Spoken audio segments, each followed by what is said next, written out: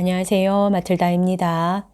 오늘은 토마스 루트코스키의 글을 읽어드리겠습니다. 저는 16살 때 가톨릭 신앙을 버렸습니다. 25년이 넘게 이름만 가톨릭 신자로서 저 자신을 위해 살았습니다. 저의 인생은 매우 물질적이었고 계속 그렇게 산다면 죄가 충분해서 지옥의 제자리는 따놓은 당상이었습니다. 한마디로 이 이야기는 예수님과 성모님이 어떻게 저를 회개하게 해 주셨는지에 관한 것입니다. 저는 전문 사진 기자입니다. 1982년 9월 저는 레바논 베이루트로 KDKA TV 뉴스 관계 직원과 함께 알렌 스펙터 상원의원의 출장을 따라 나섰습니다. 우리는 두 가지 임무를 안고 갔습니다. 먼저 전쟁으로 얼룩진 베이루트에 대한 이야기를 취재하고 예루살렘에서 마나켐 비긴과 인터뷰를 하는 것이었습니다. 동료들과 함께 참고 견디며 우리는 두 가지 임무에 모두 성공했습니다. 베이루트에서 인터뷰한 밤에 우린 모두 나가서 미국으로 돌아가기 전에 자축했습니다. 그런데 이상한 일이 일어났습니다. 저녁 식사 테이블에 앉아서 식사를 하고 있는데 한 남자가 제 왼편으로 다가오더니 실례합니다. 예루살렘이 마음에 들던가요? 라고 물었습니다. 낯선 사람에게 말하는 것을 조금 꺼리는 저는 그냥 괜찮아요 라고 답하고 다시 먹기 시작했습니다. 그 남자는 계속 말을 걸었습니다. 보지 않은 것 중에서 보고 싶은 게 있나요? 저는 시큰둥하게 네, 베들레헴, 크리스마스, 뭐 그런 것들이요. 그랬더니 그 남자가 밖에 차가 있습니다. 가시죠. 제가 거기로 안내하지요. 라고 했습니다. 저도 왜 그 남자를 따라갔는지 모르겠는데 그는 저를 베들레헴으로 데려갔습니다. 문을 통과하자 그는 차를 세웠고 저는 내렸습니다. 베들레헴에 도착한 지 얼마 되지 않아서 갑자기 감정이 북받쳐 올라왔습니다. 눈물이 쏟아져서 울기 시작했습니다. 그는 차에서 내리더니 저에게 괜찮은지 물었습니다. 저는 그렇다고 했습니다. 그는 호텔로 데려다 줄 테니 차에 타라고 했습니다. 그가 데려다 주었고 그 다음 날 저는 집으로 출발했습니다. 1985년 10월에 저와 친한 스탠리 삼촌과 함께 프랑스를 거쳐가는 유럽 여행을 하기로 했습니다.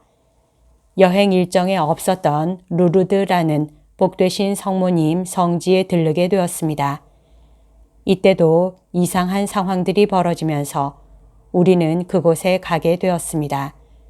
당시에는 이게 베들레헴과 무슨 관련이 있는지 몰랐지만 사실 같은 현상이 일어났습니다. 저는 뚜렷한 이유 없이 눈물을 뚝뚝 흘리기 시작했고 몸에 뭔가 매우 강력한 느낌을 받았습니다. 제가 루르드와 그 기적의 물과 치료를 비웃을 때 이 느낌이 왔습니다. 이것이 제 인생을 바꾸어 놓았는가?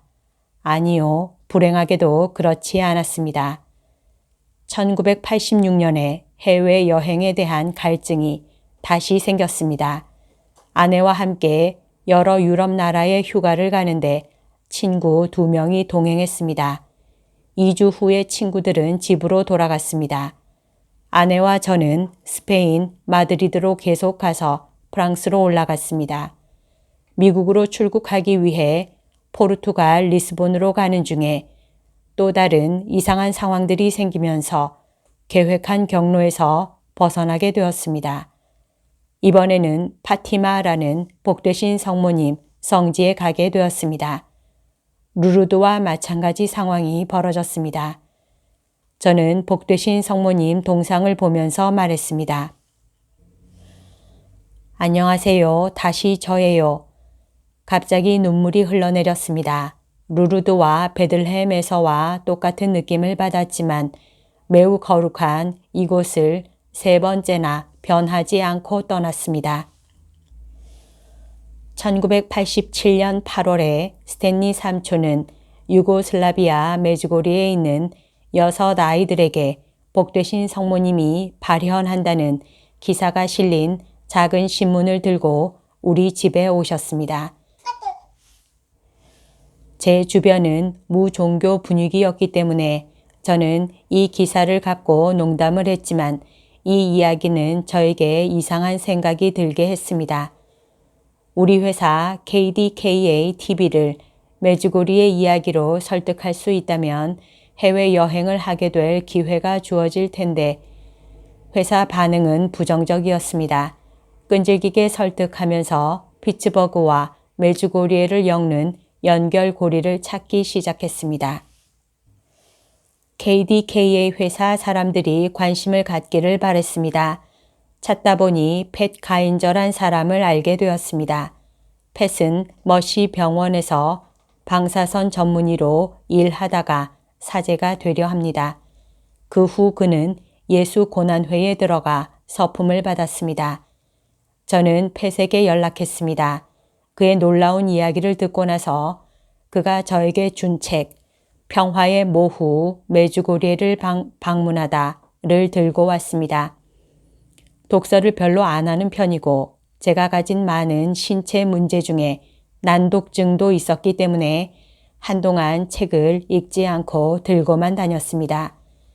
전에 제가 좋아하는 여가 활동이었던 폭스채플 요트 클럽에서 보트에 앉아 있었고 근처에 아무도 없었고 옆자리에 그 책이 있었습니다.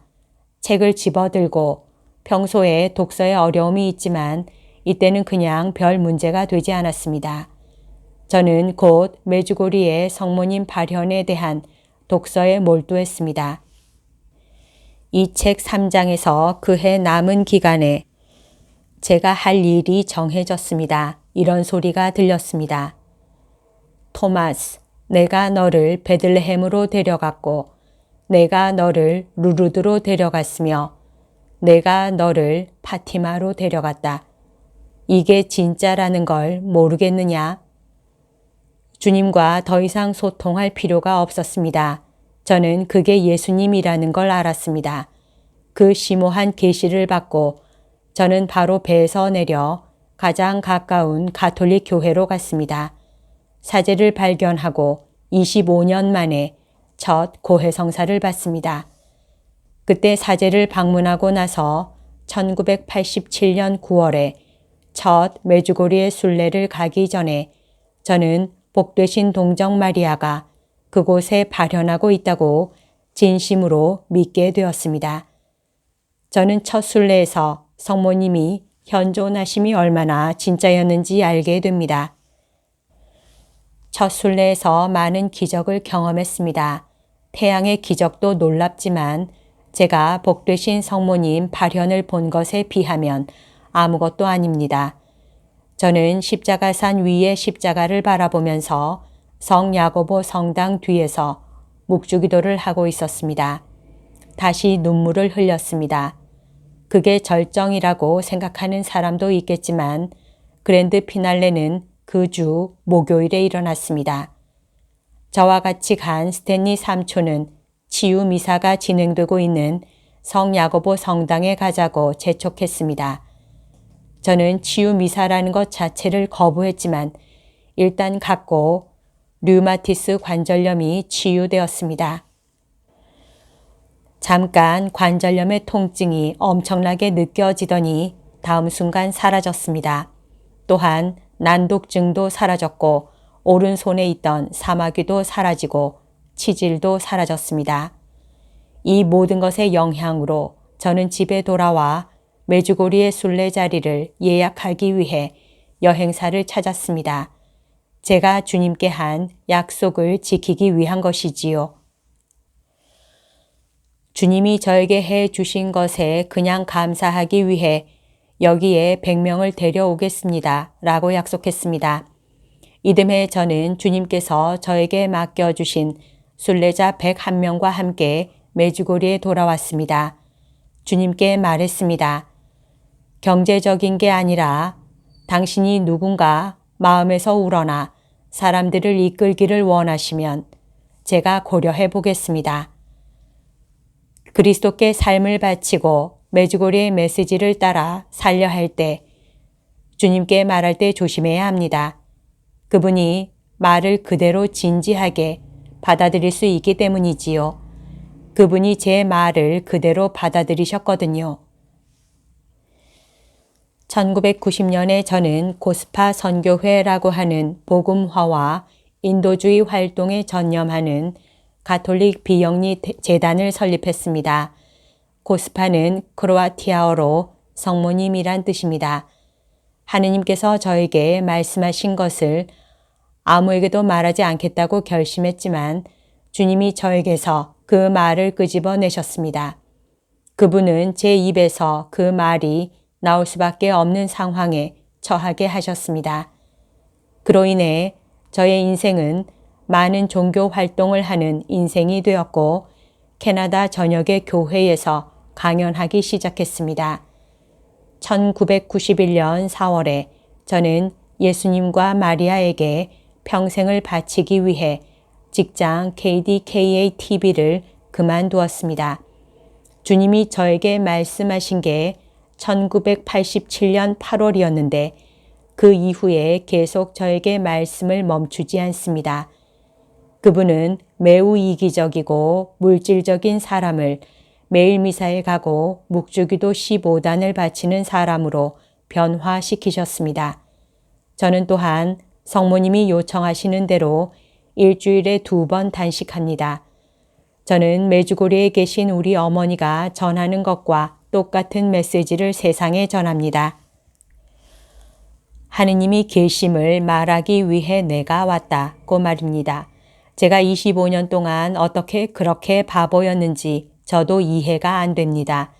이제 저는 여러분이 마음에서 우러나는 사랑으로 기도한다면 기도를 들어주신다는 것을 제가 만나는 모든 사람들에게 설득하려고 할 수 있는 한 모든 노력을 하고 있습니다.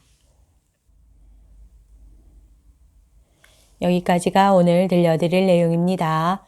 이 글은 평화의 모후 사도에서 나오는 잡지 평화 2020년 11월호 12월호에 실려 있습니다. 오늘도 하느님의 뜻 안에서 서로 사랑하는 하루 보냅시다. 사랑합니다. 축복합니다.